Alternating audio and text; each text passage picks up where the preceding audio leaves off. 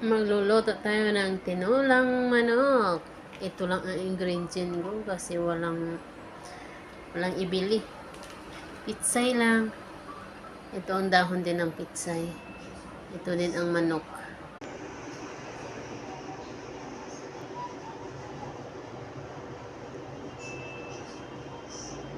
Ay, ano ba yan?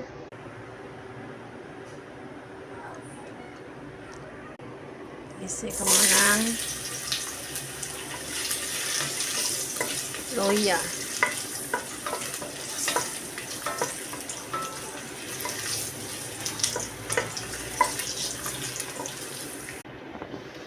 Sunod ko na ang nor.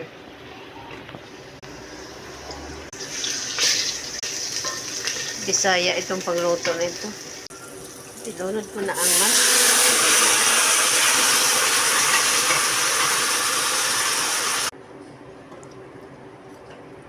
Takpan na natin.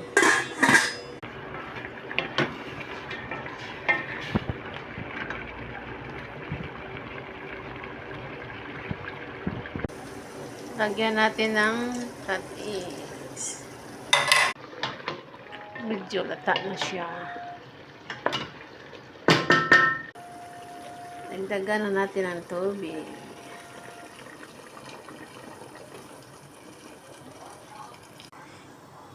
Lunod na to ang pichay. Sino bang nagluto nito? Manok lang at saka pichay. Tinula. Lagyan din natin ng bell pepper. At saka siling haba.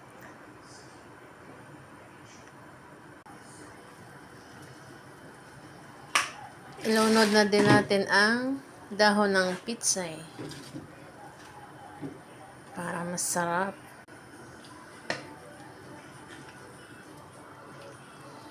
Sino bang nakatry nito? Manok lang at saka pitsay. Tsaka ilunod na din natin ang dahon na sibuyas. Ayun, luto na. Ready to eat na to.